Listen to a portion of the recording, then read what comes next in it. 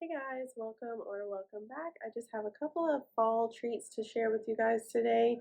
Pretty quick little things to make that are family friendly. Some pumpkin Cheerio chocolate chip bars, and an apple pie. I do want to let you know the apple pie turned out delicious. It wasn't the most pretty thing in the world, but so I kind of like debated on showing it, but I feel like we need to stop thinking that it's only okay to show the perfect things and show you things that might not turn out how we exactly wanted them to. But I also want to show you, because I don't show you in the video, that these are the Cheerios that I used. You'll see them in my Aldi haul as well if you haven't already. I'm sure you can get them Walmart or anywhere at this point because it is fall and they're a limited edition thing. So anyways, I won't hold you anymore. Let's get into it.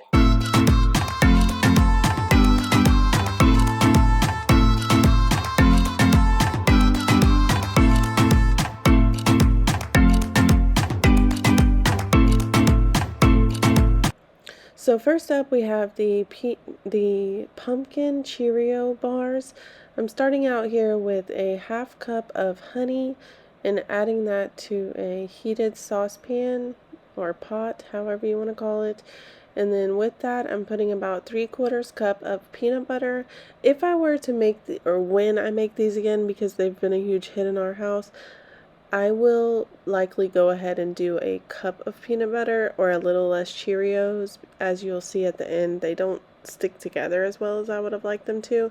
But basically, you're just heating the peanut butter and the honey up just long enough so that they become one with each other. So it's kind of one mixture instead of the separation that you see in the beginning. You do not have to bring it to a boil. I didn't mean to. It's just distractions happen in the kitchen. So once you have that mixed together good, just remove it from the heat, and then we're adding in our pumpkin Cheerios here. I'm adding in 3 cups of Cheerios. And like I said, next time I will probably just stick with the 3 cups of Cheerios because it made a pretty decent amount, but go up to a cup of peanut butter.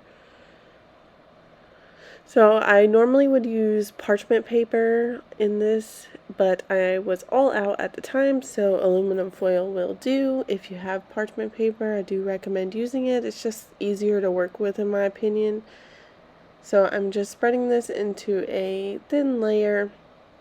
Depending on how thin or thick you would want yours, you could use a square pan instead of the longer one that I'm using here. The longer one did give us more bars, but they were quite thin. So it just depends on your preference. And of course, I guess if these were for adults or children, you might want to keep that in mind as well.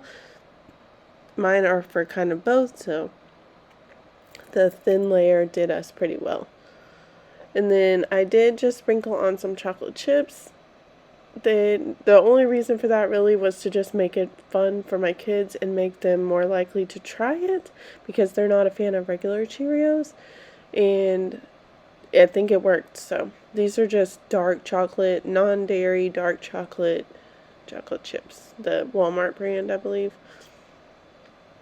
And then I put that in the fridge for 1 hour.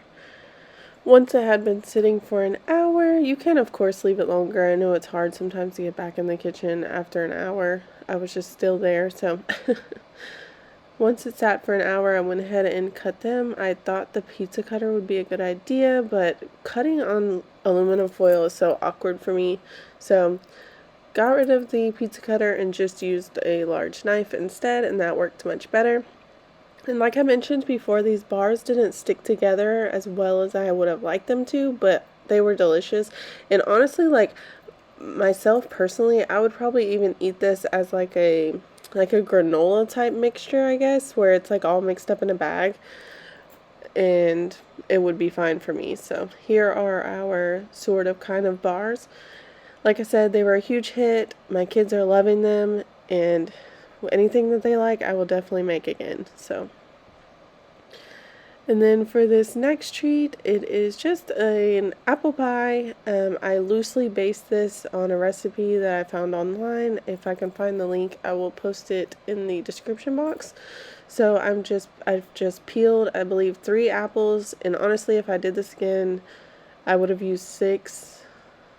this peeled or not peeled apple was for one of my kids. I thought I'd leave this clip in here because honestly this is real life. When I'm cooking, I'm constantly being asked for snacks and such, so I try to fit those in where I can. But anyways, I did want to show you guys how I peel the apples here. I just use, I want to say this is actually technically a potato peeler, which I do use it for potatoes too, but it's super easy for me to just go around the apple and peel it all in one piece. So just wanted to show you guys in case anyone hasn't done that and would like to. So anyways, I used 3 pretty large apples in this, but afterwards I realized I normally use probably about 6 apples, which I did get a bag of apples just for this apple pie, but my kids have been on an apple kick lately, so I didn't have as many to use as I thought I would. So anyways, the pie ended up less full than I would have preferred. I do let my sliced apples soak in orange juice just for probably 15 minutes or so.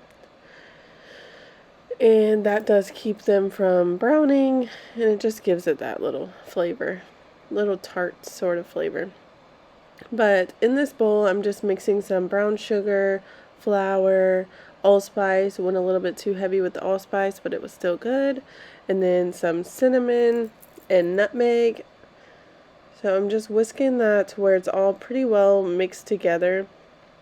And the clumps, if there are any, are not very big at all. And then I already drained my apples from the orange juice, but I did not pat them dry, so that way there is still some liquid there. And just adding a little dash of vanilla and mixing everything together here.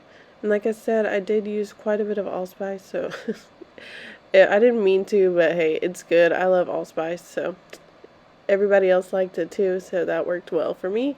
And then I also used brown sugar instead of white sugar, so my mixture, of course, is going to be more brown than you're typically used to seeing.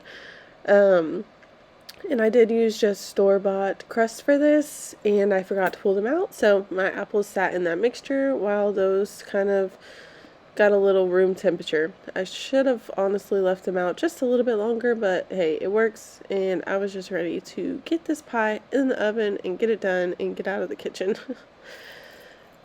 So this is just me putting the bottom crust down, pressing it around the edges, and then adding that apple mixture right to the pie crust.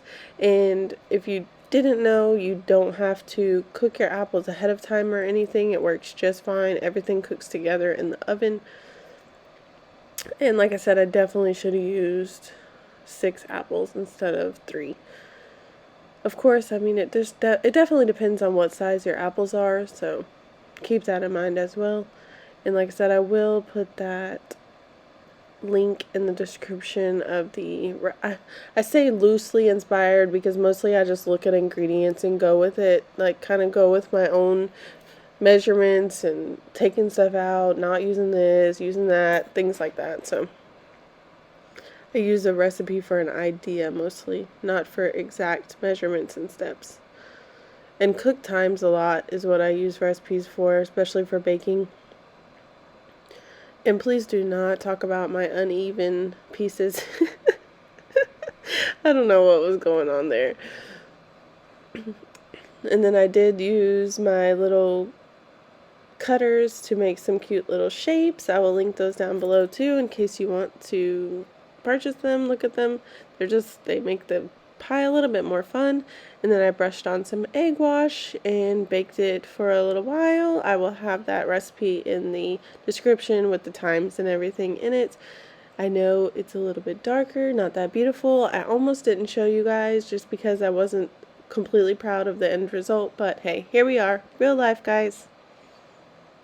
Hey guys, if you made it this far, thank you so much for watching. If you haven't already, please consider liking the video and subscribing to the channel. I appreciate you so much for being here. Have a great day. Bye!